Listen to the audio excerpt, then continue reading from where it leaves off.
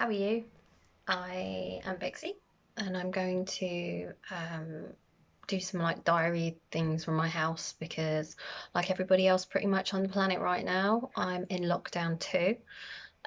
Just finding different things to amuse me and get me through each day, even though every day feels the same. I'm sure a lot of people will agree with that. So I've got 5 suggestions of things that you can do, which are nice positive things to do to get you through the current pandemic. I hope you find them useful. The first thing for me would be waking up in the morning and searching for positive news in the search bar on my phone instead of automatically going to things like Facebook and stuff like that, where there are good stories, but there's quite a lot of bad stories and a lot of fake news and everything like that going around. Can be quite depressing. So I search for fake news for positive news. There's a couple of newspapers and stuff which just pretty much deal in that, and it's really nice to read all the positive things that are going on in the world, instead of obviously all the terrible things.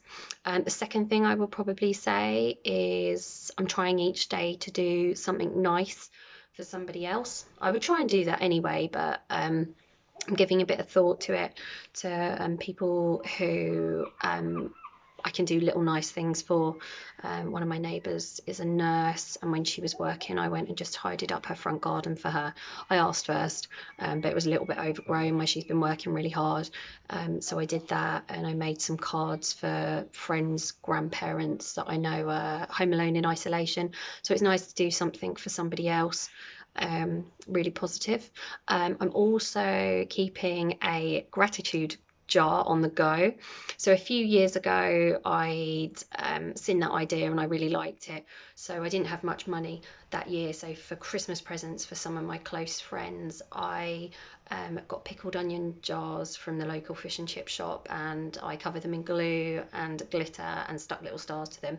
And I gave them that with a notepad, and it was for the purpose of writing down a little positive thing each day, that happened to them and that made them happy, or that made them smile, or that made them appreciative, made them grateful, basically.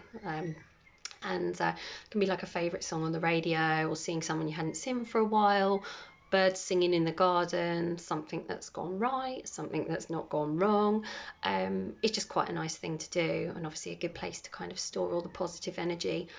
Positive energy attracts positive energy, so that's a cool thing to do with kids or your housemates or by yourself.